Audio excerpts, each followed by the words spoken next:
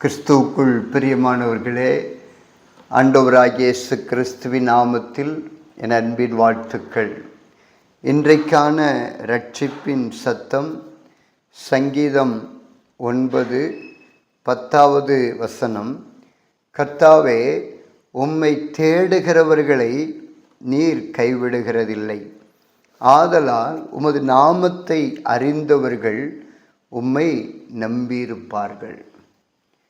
எனக்கு அன்பான கர்த்தருடைய பிள்ளைகளே, இன்றைக்கு ஆண்டவர் உங்களை பார்த்து சொல்லுகிற வார்த்தை, உங்களை நான் கைவிட மாட்டேன், உங்களை நான் கைவிட மாட்டேன் என்று கர்த்தர் சொல்லுகிறார். நீங்கள் பெரிதாய் நம்பியிருந்தவர்கள் உங்களை கைவிட்டிருக்கலாம், உங்களுடைய உறவினர்கள் உங்களை கைவிட்டிருக்கலாம். அதனால்தான் கர்த்தர் உங்களை பார்த்து இந்த வார்த்தை சொல்லுகிறார், நீங்கள் என்னை நம்பியிருக்கிறபடினாலே நான் உங்களை கைவிட மாட்டேன் என்று ஆண்டவர் வாக்கு பண்ணுகிறார். நான் நம்பியிருந்தவங்கெல்லாம் என்னை கைவிட்டுட்டாங்களே, நான் என்ன செய்யட்டும் அப்படிங்கிற ஒரு வேதனையோடு கண்ணீரோடு கூட நீங்கள் இருக்கிறீங்க. அதனால்தான் ஆண்டவர் இன்றைக்கு உங்களை பார்த்து சொல்லுகிறார், என்னுடைய மகனே, என்னுடைய மகளே, நான் உன்னை கைவிட மாட்டேன். என்னுடைய பிஸ்னஸில் வந்த வருமானங்கள் எல்லாம் போய்விட்டதே, என்னுடைய தொழில் ஒன்றுமே இல்லாத சூழ்நிலையில் இன்னைக்கு இருக்கிறதே. அப்படிப்பட்ட ஒரு வேதனையோடு கூட நீங்கள் இருக்கிறீங்களா? கர்த்தர் இன்னைக்கு உங்களை பார்த்து சொல்லுகிற வார்த்தை, உங்கள் தொழில் உங்களை கைவிட்டிருக்கலாம், உங்கள் உறவினர்கள் உங்களை கைவிட்டிருக்கலாம், நான் உங்களை கைவிட மாட்டேன் என்று ஆண்டவர் சொல்லுகிறார்.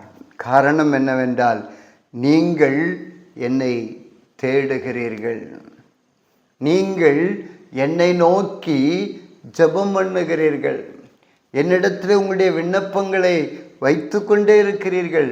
ஆகையினாலே நான் உங்களை கைவிட மாட்டேன். ஆண்டவர் சொல்லுகிறார், உம்மை தேடுகிறவர்களை நீர் கைவிடுகிறதில்லை.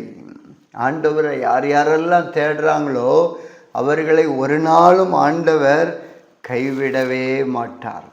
மத்தேயு எழுதின நற்செய்தி நூல் 17 ஒரு சம்பவம் எழுதப்பட்டிருக்கிறது.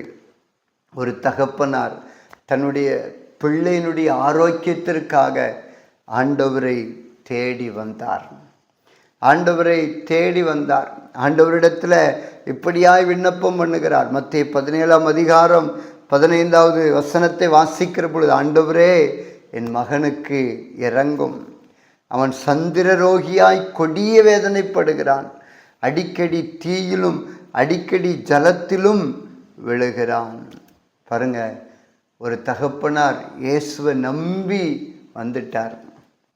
ஆண்டவரே, எங்களுக்கு இரங்கும், என் பிள்ளைக்கு இரங்கும், அடிக்கடி என் பிள்ளை தீயிலும் தண்ணீரிலும் விழுகிறது, ஆகையினால எங்களுக்கு இறங்க வேண்டும் என்று ஆண்டவரிடத்தில் வந்தார்கள். ஆண்டவரை தேடி வந்தார்கள். ஆண்டவரை தேடி வருகிறவர்களை கைவிடுவதில்லை என்ற அந்த வார்த்தையின்படி 18 எழுதப்பட்டிருக்கிறது, இயேசு பிசாசை அதட்டினார், உடனே அது அவனை விட்டு புறப்பட்டது, அந்நேரமே அந்த இளைஞன் சொஸ்தமானான்.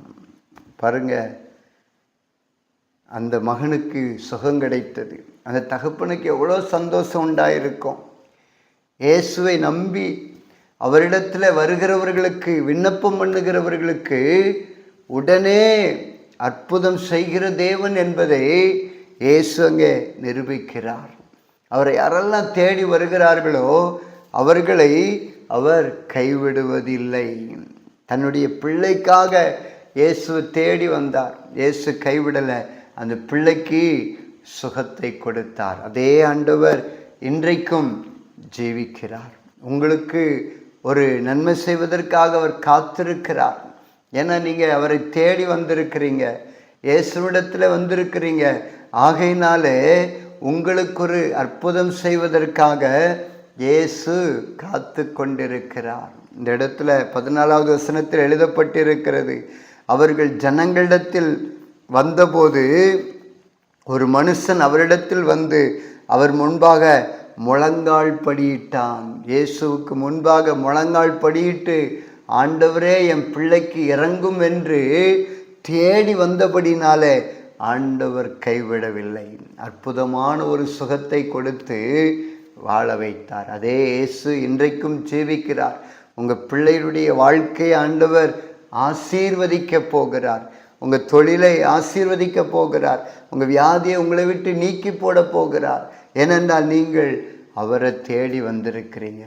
அவரை அண்டிக் கொள்ளுகிற யாவரும் பாக்கியவான் என்று எழுதப்பட்டிருக்கிறது. ஆசீர்வதிக்கப்பட்டவர்கள் என்று எழுதப்பட்டிருக்கிறது. ஆகையினால அவரை அண்டி வந்திருக்கிற, தேடி வந்திருக்கிற உங்களை ஒரு நாள் ஆண்டவர் கைவிட மாட்டார். யார் கைவிட்டாலும் சரி, இயேசு உங்களை ஒரு நாளும் கைவிட மாட்டார். கைவிடாத தேவன் இன்றைக்கு உங்களோடு கூட பேசி கொண்டிருக்கிறார்.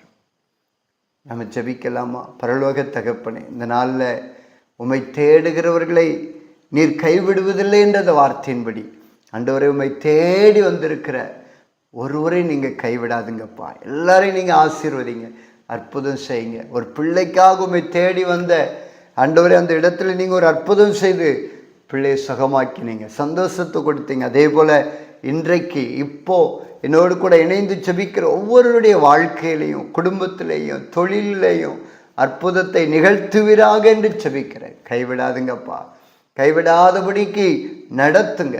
நீங்கள் அப்படி செய்கிறதற்காக நன்றி. எல்லா தேவைகளை சந்திக்கிறதற்காக நன்றி. வியாதியை சுகமாக்குகிறதற்காக நன்றி. ஒரு அற்புதத்தை உங்கள் பிள்ளைகளுடைய வாழ்க்கையில் இயேசப்பா நீங்கள் செய்ய வேண்டும் என்று ஜெபிக்கிறேன். நீங்கள் அப்படி செய்து விட்டீங்க, அதற்காக நன்றி. நன்றி, துதி, கன, மகிமை எல்லாம் ஒருவருக்கு மாத்திரம் செலுத்துகிறோம். இயேசுவின் நாமத்தில் ஜெபிக்கிறோம் நல்ல பிதாவே. ஆமென், ஆமென்.